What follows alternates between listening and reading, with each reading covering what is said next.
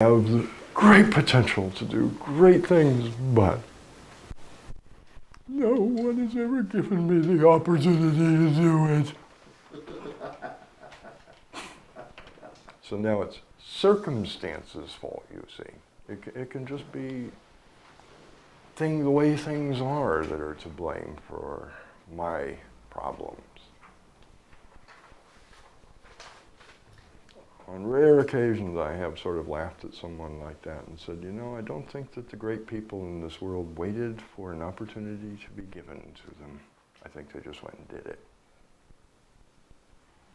Quite often through great obstacles. But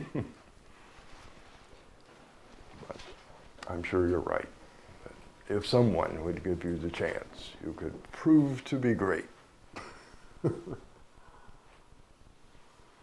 two lines of the V, do they represent, you know, you said how the things on the right are destructive to the outer world and the left are superior?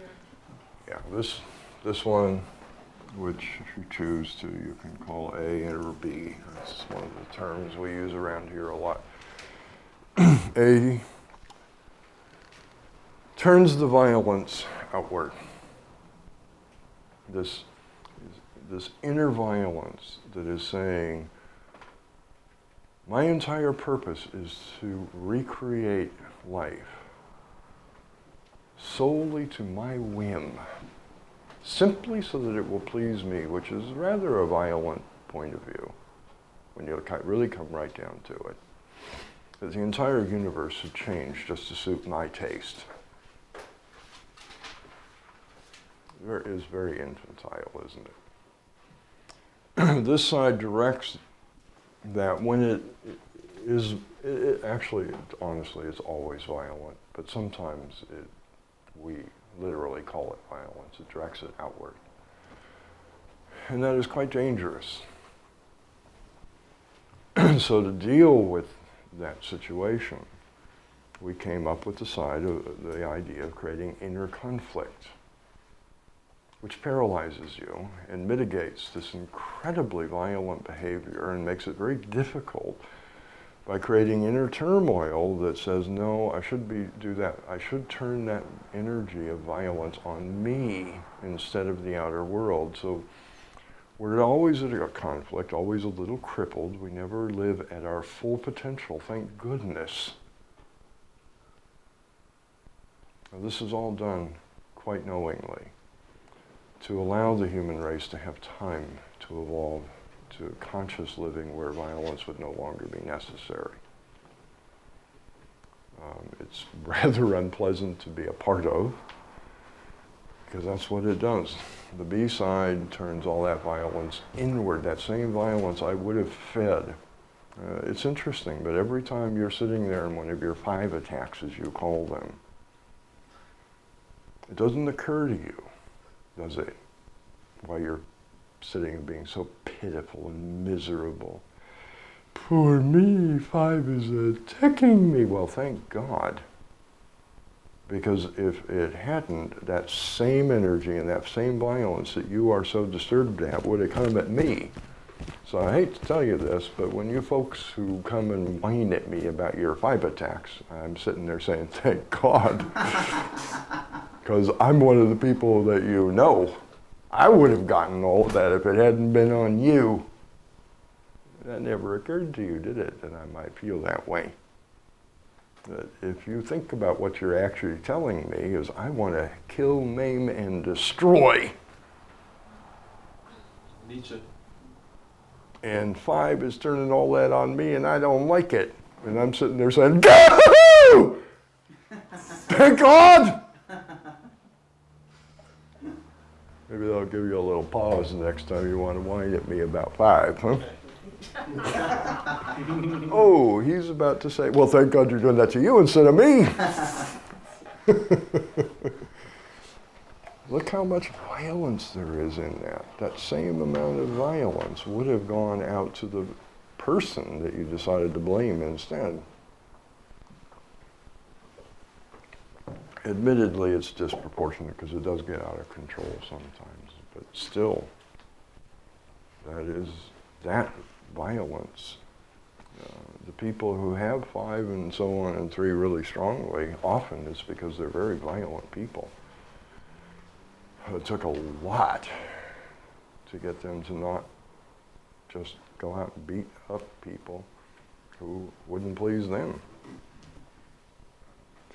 That's certainly true in this case. 5 was a very powerful force in this life, but then he was a rather powerful man. He ain't no weakling. It took a lot to overcome him. And thank goodness that was given. Or I shudder to think of what I would have done without that 5 if I decided to take that out on you folks instead. I would be in jail. I have no doubt about that. It is actually a conjecture. It's only theory. No one can ever know what would have happened if. So take this with a grain of salt, but it is a conjecture that I would no longer be alive today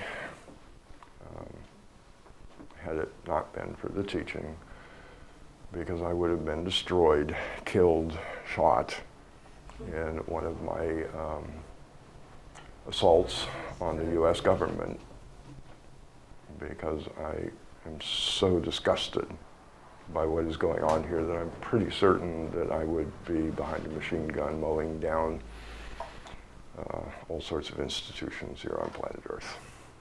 I would have been a revolutionary. Probably have been killed by now. Doubt if I would have survived for very long. I don't think I would have just sat around talking. Not really in this nature to do that. So it took a lot of inner conflict to save my life. Yeah. Well, you know how you said decisions 1, 2, and 3 are reasonable at the time. But 4, 5, and 6, are they also reasonable at the time?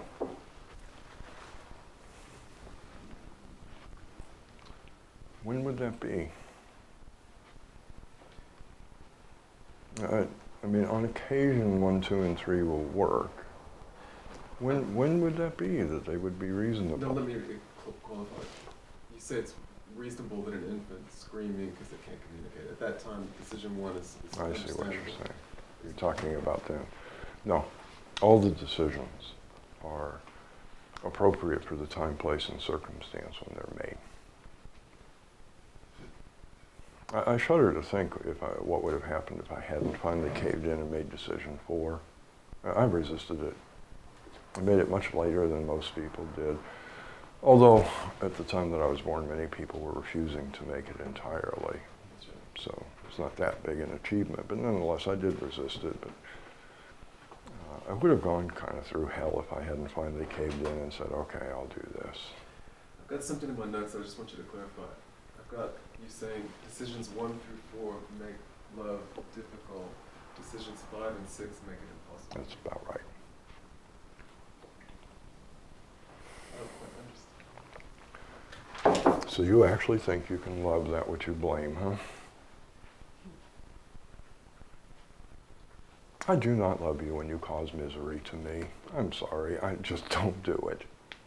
And I really doubt that you do either. No, I don't understand why 1 through 4 don't make it impossible as well. Because they don't blame. They're just nasty.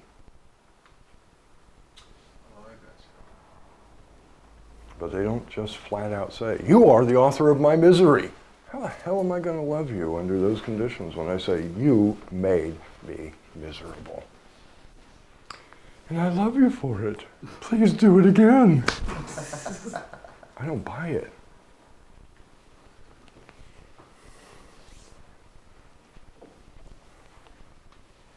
If you're are you saying that if you are aware, do you still do these things as just personality tools, but you just don't identify with them? No. You do 1 through Very rarely do them intentionally. On those bizarre occasions when I do them, it's because I fell asleep. I guess By a suggestion. They maybe have utterly complaining no would be a use. personality tool.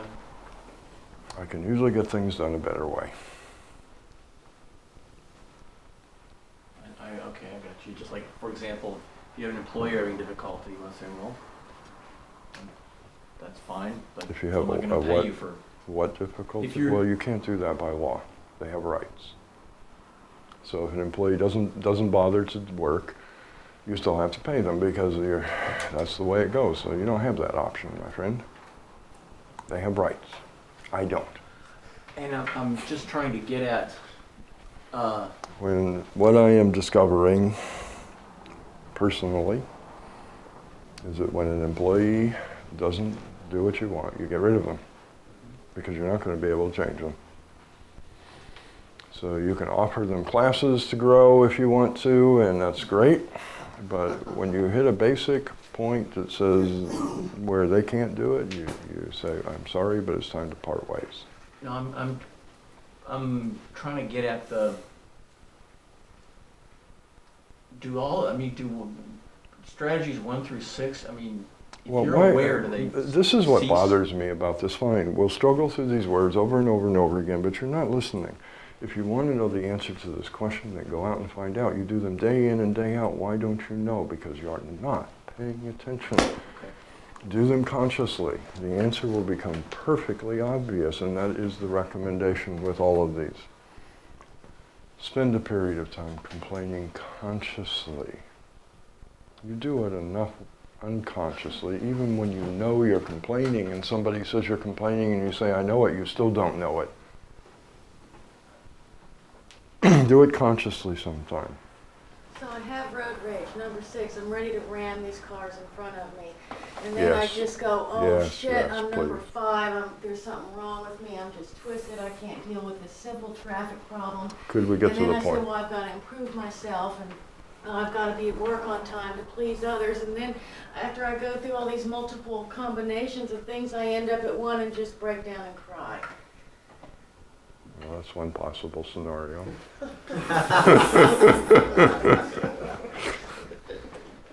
If you're asking me, did I get it?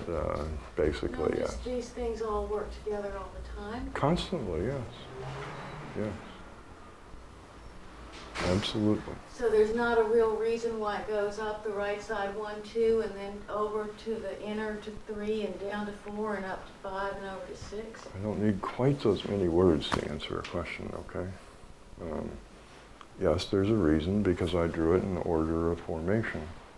That's the only real reason. And wanted to show that it's a diagram. I wanted to show the conflict. So everything has a kind of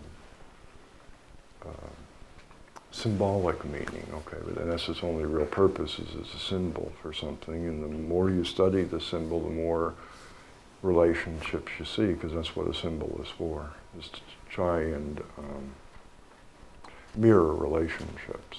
So we went through and drew them in order of formation, with the exception of these two. That's pretty clear. These two is just because they're the ones that happen to be in the greatest conflict, so they tend to be put across from each other. You can learn all this stuff by just, it's a great symbol. The more you study it, the more things you see in it. But one of the things that would be nice would be to actually experience the complaining. Instead of asking me, does complaining sometimes work? Well, go find out. Stop doing it all the time unconsciously, even when you think you're not doing it unconsciously. And sometimes do it consciously and keep track of the results and actually have the experience of complaining. Go through the whole thing consciously. See what it feels like. See what it does to the people you're complaining to. Look at the results and decide for yourself whether this ever works. And sometimes you got to watch it for a while afterwards, and okay, you might complain and get your way.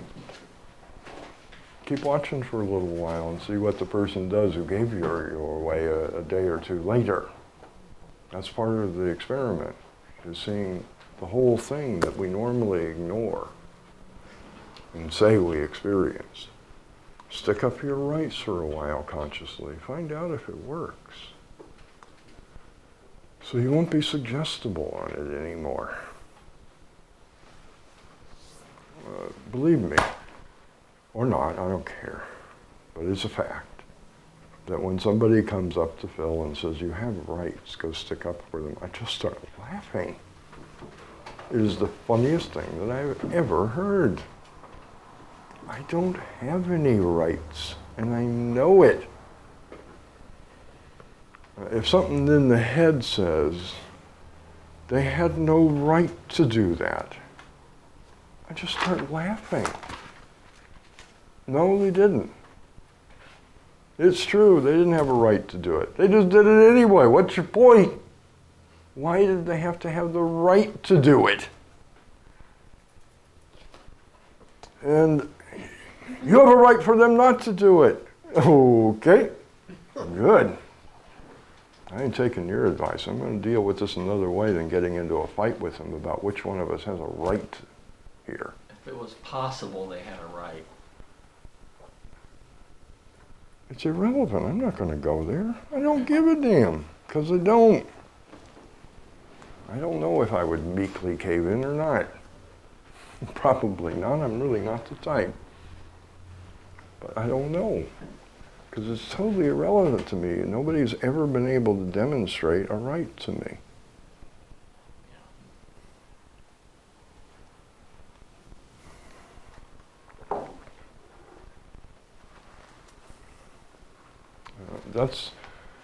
That's part of dealing with all this consciously, is to do this yourself and experience it. That's why I made such a big deal earlier this morning about there's no one experiencing this. You've been doing it for a long time, and you don't even know anything about it because you never experienced it. Do it yourself. Take your life back and consciously do these things, and you see if they're actually effective behavior for an adult human being. They're fairly effective for the time, place, and circumstance that they're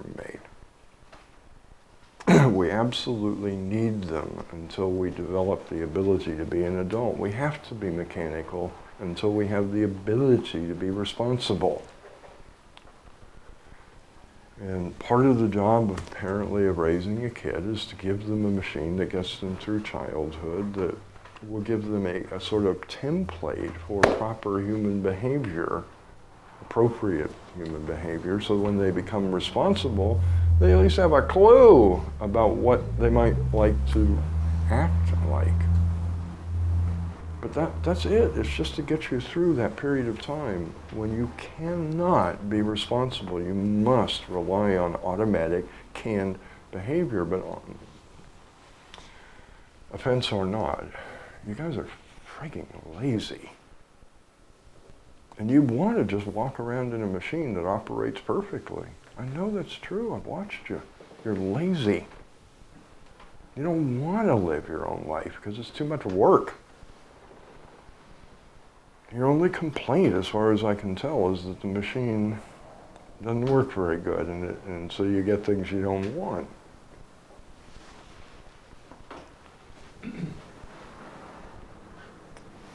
But that isn't going to work. You cannot respond to this incredibly, vastly, multitudinally fascinating, constantly changing world with a machine. It always does the same thing, over and over again, no matter how good and right it is, and who would want to? I want to experience this moment. I don't want to just automatically do the right thing so I can get on to the next one, where my reward is. That's not what I want to do. And it's like any other hard thing. You practice it enough and it ain't so hard anymore. I know that being aware is hard when you start. It's really hard.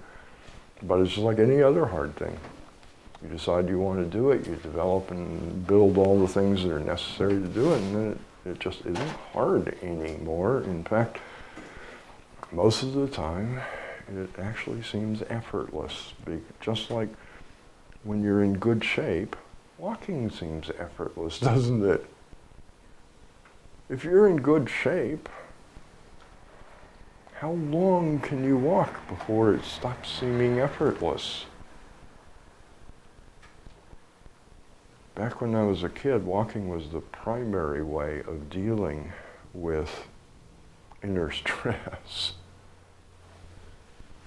So there were times when I used to walk probably 20, 30 miles a day. I was so freaked out.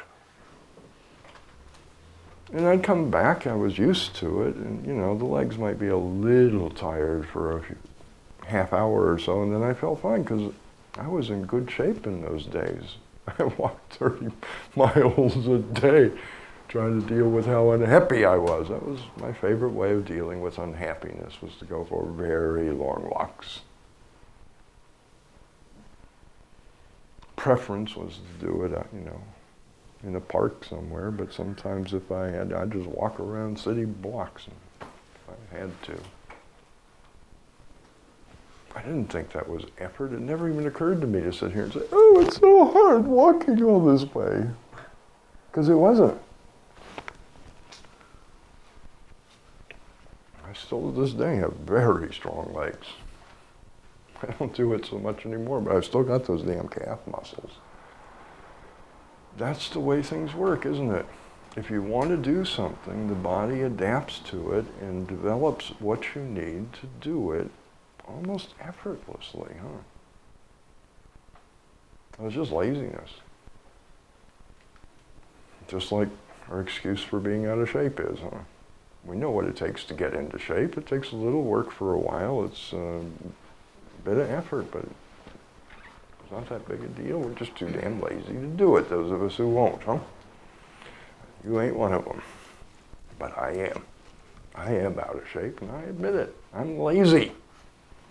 I'm not going to pretend like anything else. I'm a lazy, stupid idiot who's risking their health by being lazy. That's the way it is. Stupid. Trying to put any other spin on it is kind of silly.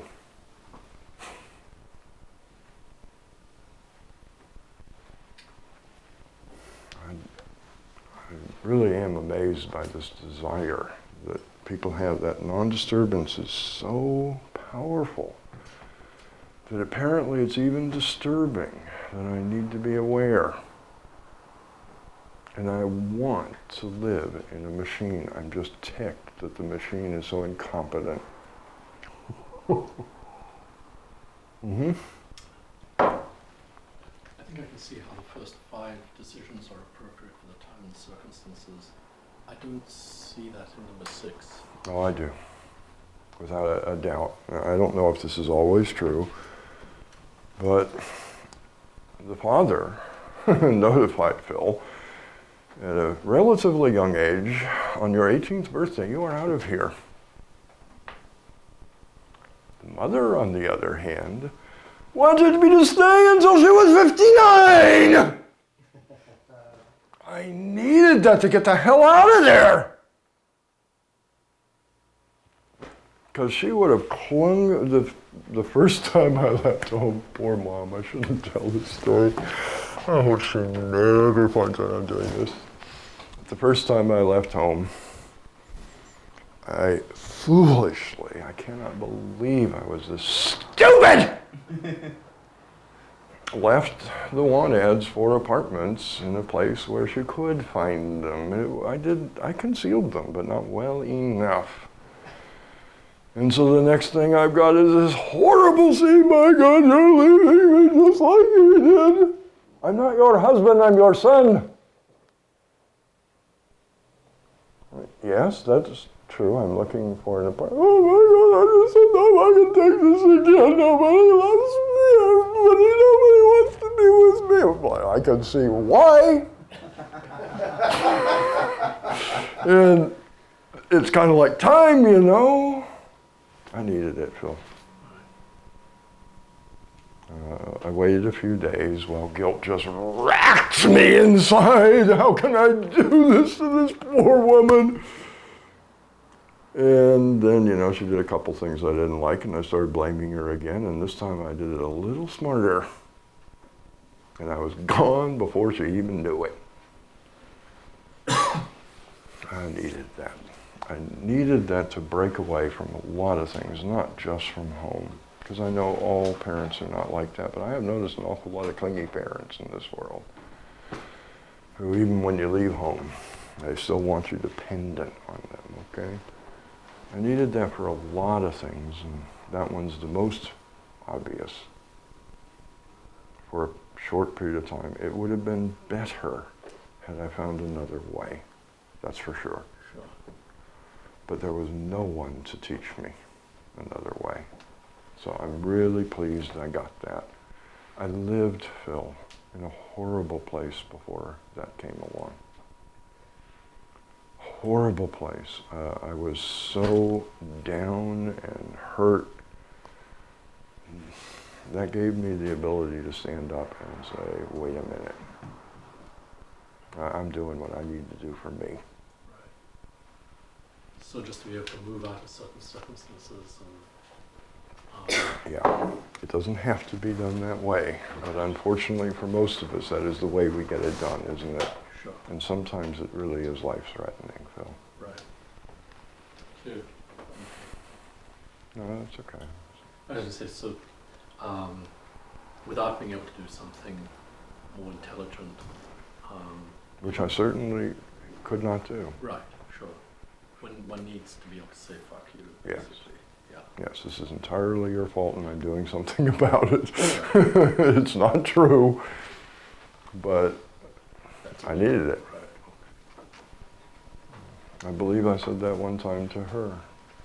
She said she finally managed to leave a bad situation through anger, and I said, well, that isn't the only way, but it certainly works. It's a good thing that it was there to save your life when it's there. I just don't want to live the rest of the life that way. I'm very pleased it was there when it was there.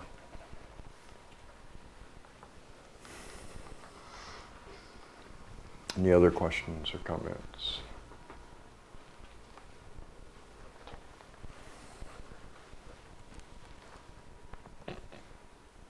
This puts all this up, and I enjoy the perspective of this view of this, that these are useful and necessary, but and there's nothing wrong with doing them, but at a certain point you can be aware of I can grow not up. living there. I can grow up. They are infantile. They're childish. And they're okay for a child. There is a saying, I do believe, it goes approximately like this. The memory is not perfect on it right this second. When I was a child, I dealt with childish things. When I put them away and took up the things of a man, I became a man. So they're all right for children. The world is populated with children. They're okay. The question is whether you want to be a child, that's all. But that's kind of the way it works. If you insist on using infantile, childish behaviors to get your way, you will remain a child. I don't see how it can be any other way. If you would like to grow up and be a responsible adult, as you claim to have done, without ever finding out what responsibility is, and I know you do not know that, because I've heard what you call it,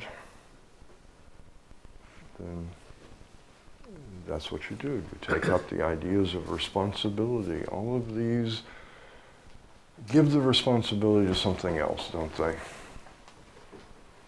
One says it's your responsibility to do this for me. I shouldn't even have to lift a finger to get my way. And two says, you should just do this because it's an intrinsic part of the universe that it ought to be this way. I shouldn't have to go out and get a good wage by doing a good job. I shouldn't have to go out and be treated well because of the way I act. You should just give it to me because it's an intrinsic nature of the universe for this to be the only right way to do things. And honestly, when I look back at history, and in this country, we'll just look at this country for a moment, when I look at what black people did, who were treated like dirt here, weren't they? And then I look at some other white person who did a really neat thing.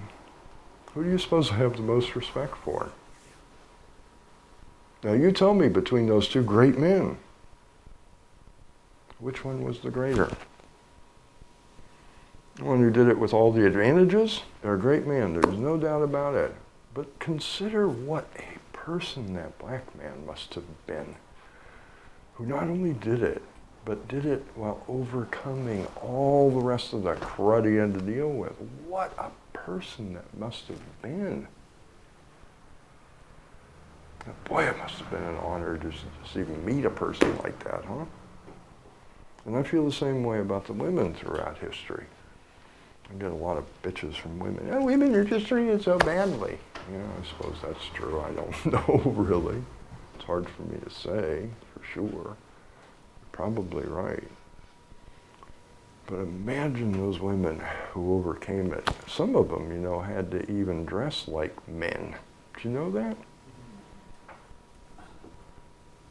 So no one would even know they were a woman just to get it done. There have been a number of authoresses, I believe, who have done that on occasion. They go pick up their royalties dressed like a man, using a man's name even. But by God, they got it done anyway.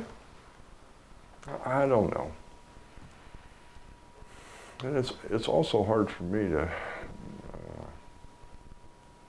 be real sensitive on the issue, since I happen to be part of a very despised minority myself.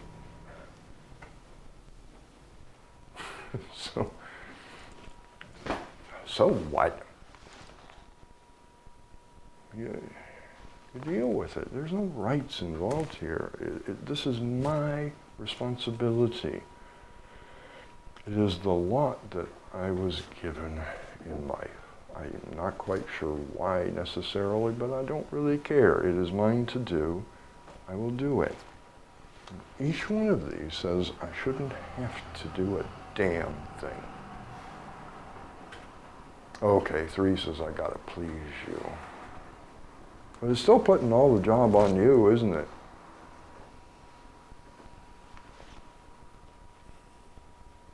Four says, you go learn for me. I love that one.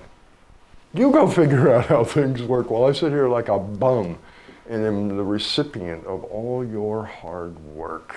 How you like them apples? That's what 4 says, isn't it?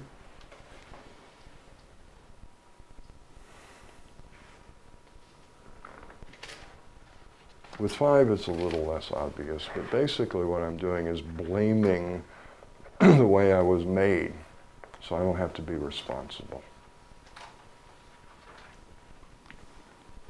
All of these are about total lack of responsibility, and that is what adulthood is someone who takes on responsibility. And it's understandable because we don't even have the ability to be responsible until we're pretty old. Somewhere between 11 to 13 that happens. Your brain finally finishes.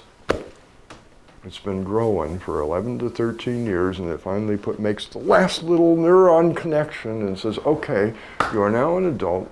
You can see that life's actions have consequences, and you can be responsible for what you are doing. Before then, you simply don't even have the ability to do it, so you need someone to be responsible for you, which they can't do, so they take you on as a duty. Their job is also to teach you what responsibility is, and they can't do that either because they don't know. The only thing human beings know here is obligation and duty, and they pretend like that is responsibility. So people tell me I'm responsible to the state. What a load of crap. I think it's the other way around. Don't you? I think it's responsible to me. Unfortunately, however, it doesn't agree, and it's got the guns. And I'm perfectly okay with that. And I just don't care anymore. That's what we're taught here. That responsibility means duties and obligations, and who wants a duty and obligation that is imposed? No one in their right mind. So many of us hate the word responsibility because we don't know what it means. We think it means imposed obligation. And that's not what it is. It's a very simple thing. The word itself means the ability to respond, which you do not have. You can only react from conditioning. So the truth is, interestingly enough, that none of you are responsible, ever have been, and may never be. Unless you get that ability to respond without conditioning. But that's what it means. It means an ability. And the essence of it on the inside is it is so simple, it's unbelievable. It is simply the recognition that I am doing this. There is nothing to blame. I cannot blame my upbringing. I cannot blame my conditioning. I cannot blame my circumstances. I cannot blame you. I am doing this. No matter what the circumstances are, I'm doing this about it. And that's the beginning of responsibility, that recognition. So back in the days when I was doing a lot of observing of self and making an effort to disidentify, there were lots of lapses. And I would suddenly come back and look at the memory and go, oh, look what they did while I was gone. And a little bit of horror. And the policy was to never sit in guilt or blame over it and simply say, well, I fell asleep. They did this while I was gone. I didn't do this. While still understanding, but I let them do it by going to sleep. I'm still responsible for it. So whatever the mess they made in my absence, I must now deal with because I'm back. But I will not feel guilty for what someone else did with this body while I was asleep. Sorry. Because the truth is, I didn't do it. But I'm not absolved of responsibility because I let them. That is what I did, isn't it? I let them do it. And remembering those two things made the whole process a lot easier. I did not want to waste and squander that precious moment when I could be aware with guilt over what happened while I was gone. But I also didn't want to use that as an excuse, license, you see, to say, well, then everything's okay. It's not okay, because I did let them do it. I went to sleep and said, oh, hell, I don't care what you do with this body for a while. You just pretend to be me.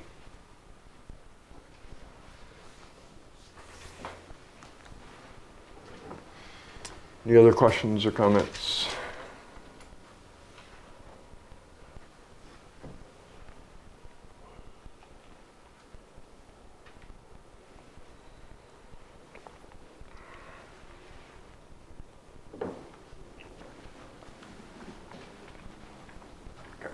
Take a break.